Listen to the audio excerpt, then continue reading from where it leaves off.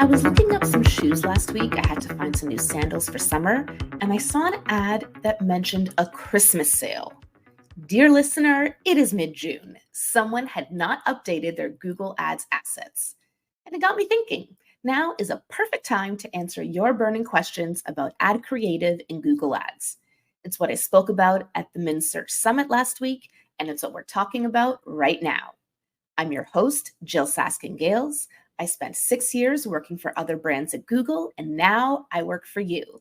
This is Inside Google Ads, episode 21, Ads.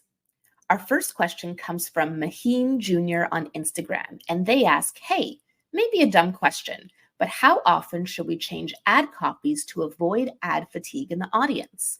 And should we just edit the titles and descriptions or add new ones?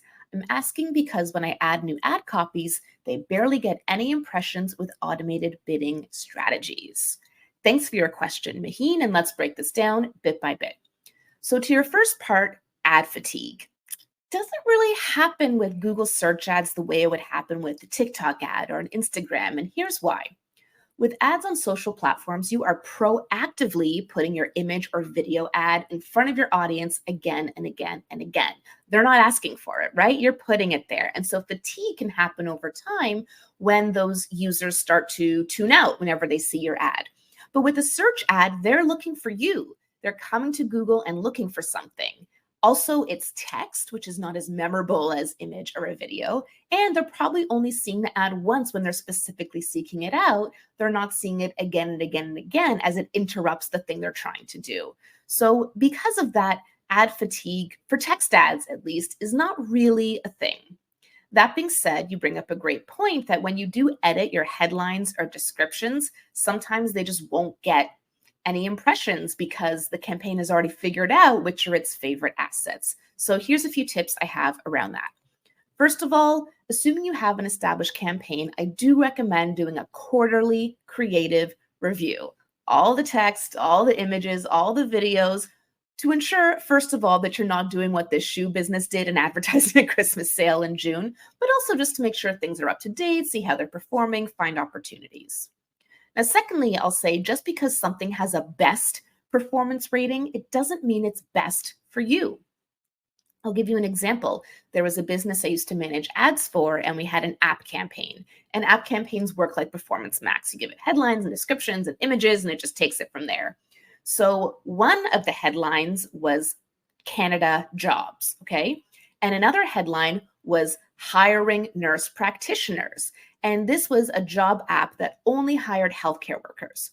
But here's what happened. The Canada jobs headline was ranked best and hiring nurse practitioners was ranked low.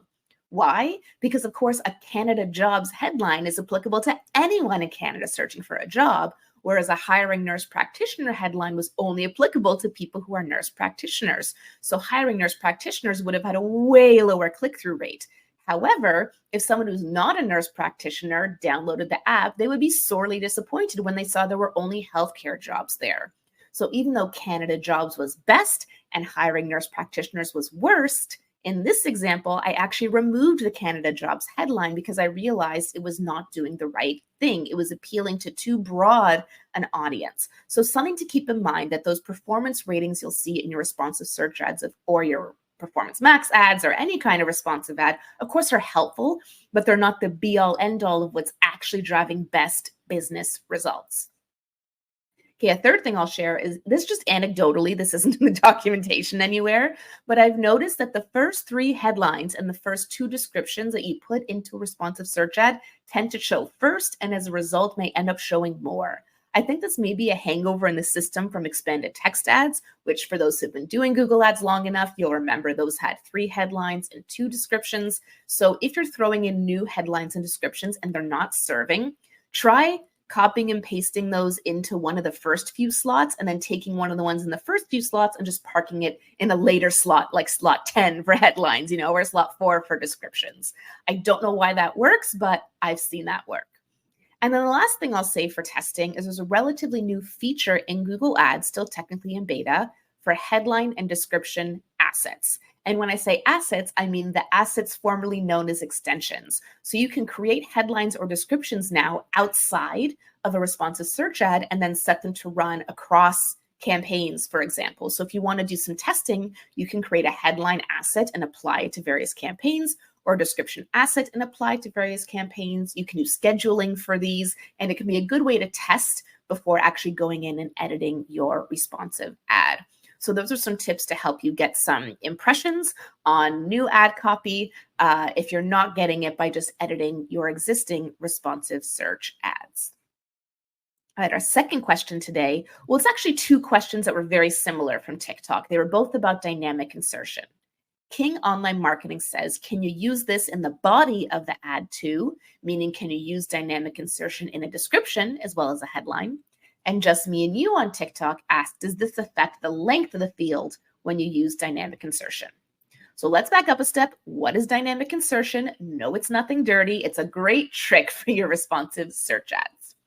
Dynamic insertion lets you create one headline or one description that will dynamically, meaning automatically, change itself based on the user. And there are three kinds you can use in your headlines or your descriptions. The first is dynamic countdown insertion. And what that does is lets you insert a countdown into your ad. So let's say, for example, you're running a countdown to Christmas sale. You would enter in your ad Christmas as the final date, December 25th. And then your ad would dynamically update to show, 5 days left, 4 days left, 3 days left. And then when it gets closer, it might say, 12 hours left, 5 hours and 4 minutes left, and then when it gets really, really close, it would be like 32 minutes left. So it's this countdown that you don't have to keep updating. It'll dynamically, automatically update how close it is to the date and time you set. Of course, you have to remember to remove it afterwards because it's going to eat up one of those spots when it's at 0 because the time has arrived. So that's a countdown insertion, great for e-commerce, great for holiday sales. Next is dynamic location insertion. This is great for local businesses. You can have it dynamically insert the user's location into the ad text, their country, their kind of state or province, depending what country you're in, or their city. So for example, let's say you operate in, Dallas, and you offer window cleaning, but you also serve Fort Worth and whatever the different cities around Dallas are. You could use dynamic location insertion. So if people are searching in a city nearby, it could say window washing in Dallas, window washing in Fort Worth. It would update based on where they are with only using up one asset within your ad. Pretty cool, dynamic location insertion. And then the third one, which these questions are about, is dynamic keyword insertion. And what it does is it inserts the keyword that matches to the user's query into your ad. So let me give you a practical example. Let's say your keyword is Google Ads course. All right. And so you create a headline that says best and then has dynamic keyword insertion. If someone searched, what is the best Google Ads course? This headline could show up and say best Google Ads course. If someone just searched Google Ads course, right, then it would say best Google Ads course. But let's say you have another keyword in the ad group that's AdWords course, because some people search that way, right? So if someone searched for AdWords course online, that would match to your keyword AdWords course, and the headline would now read best AdWords course. So rather than needing one headline for best Google Ads course and another headline for best AdWords course, you can just have one headline that will dynamically update based on the language the user uses. But importantly, really important, it's not putting what the user typed into Google into your headline. You can imagine how that could wreak havoc. It's going to put the keyword into your headline that matched to the user's search. All right, those are your three kinds of dynamic insertion. So now we can answer these questions. Can you use dynamic insertion in the body of the ad too? Yes, you can use it in headlines or descriptions. And does this affect the length of the field? So the length of the field doesn't change when you use dynamic insertion. It's just whatever's in there will count towards the character limit. And that's why you need a default text. So let's say you had keywords, Google Ads course, AdWords course, best Google Ads course online. Now, best Google Ads course online, off the top of my head, that's probably more than 30 characters. You couldn't include that whole thing in a headline. So if you had dynamic keyword insertion and someone was searching for that, it couldn't insert that. It's too many characters. So that's why when you create dynamic keyword insertion, you need something called default text. And that's like the fallback text. If for whatever reason it can't put that keyword into the headline because it's too long. This also applies to location insertion. If the name of the city where the person is too long, you need a default that it's going to fall back on. So that is how you use dynamic insertion. And I recommend everyone give it a try. It's a great way to increase your ad strength. If ad strength is something you care about, something I do care about is ad relevance. And it is a great way to increase that. All right, if you think dynamic insertion is a cool trick, I've got lots more tips like that up my sleeve. I can audit your Google Ads account and find opportunities to improve performance that you may not have thought of. I get hired by business owners, by agencies, and get this, I've even had Google reps recommend me to their clients saying, you should get your account audited by Jyll Saskin Gales. Pretty cool, right? You can visit my website to learn more about my Google Ads account audits. The link is also in the episode description.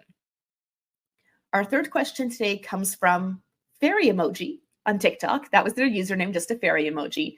And they asked, can you adjust a current Google ad to be a call-only ad? No, you can't, but you can add a call-only ad to an existing search ad group. So a call-only ad, which is actually just called a call ad now, is a special kind of search ad you can run that primarily shows up on mobile. And rather than the headline in bright blue linking to your website, instead the headline in bright blue will say call and then your phone number. So if the user clicks on it, it doesn't go to your website. Instead, it opens their phone app pre-populated with their phone number. So this can be really helpful if phone calls are what you care about for your business, if your website's not really optimized. A lot of local service businesses use this. If you like to get phone calls, call ads are a great way to do so. So what you have to do to run a call ad, you need to have an existing campaign and ad group first. And then you go to ads and you hit the plus button, but instead of adding a regular search ad, you choose call ad. When you create your call ad, of course, you have to put your phone number in. You have the option to put your website there as well, and it could show as part of the ad, just smaller and not as prominent as if it were a regular search ad. And then you can add up to 2 headlines and 2 descriptions. So that's where you can borrow some headlines and descriptions from your existing search ads. But you do need to create a new ad to be a call ad just because it works differently and has different requirements than a responsive search ad. One thing I'll say with call ads, although you can have those 2 headlines and 2 descriptions, the characters can get cut off.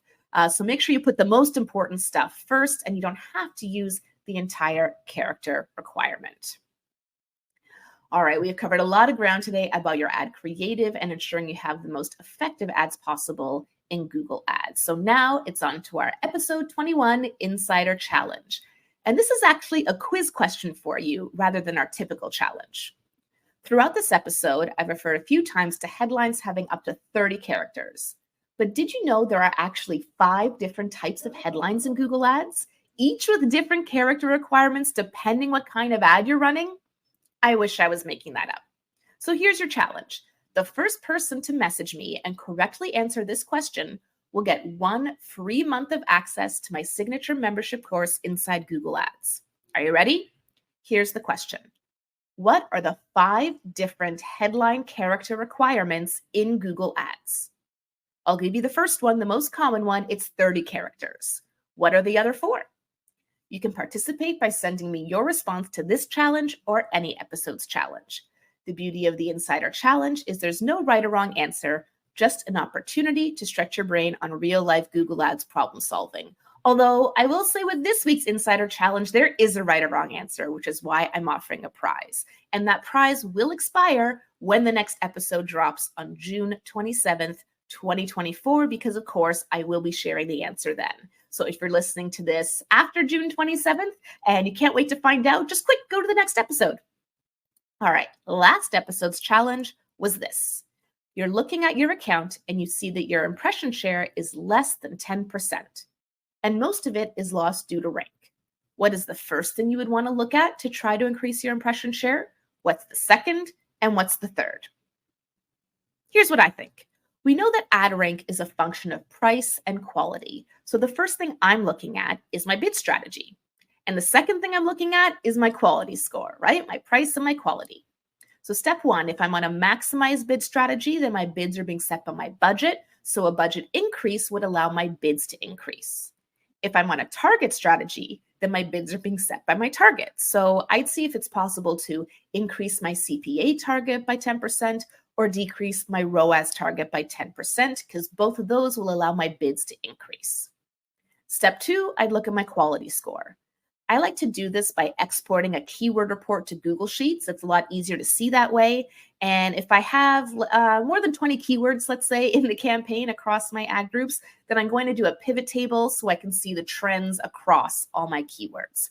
If I just have one campaign with kind of 10 to 15 keywords, I'll do it in the interface. But with more, Google Sheet can be helpful. And I want my quality score to mostly be in the 6+ range, 6 to 10. And across the three components of quality score, I like them to be average or above average. So if there's any that are below average, and I don't just mean 1 or 2 keywords below average, like maybe I have 20 keywords and for 15 of them, my ad relevance is below average. That's like, okay, I need to work on my ad relevance. So I'd put a test or two together to fix that.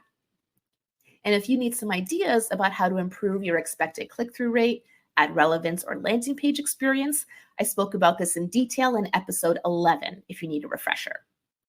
Now, step 3, there are a lot of directions I could go in from here depending what I find in steps 1 or 2.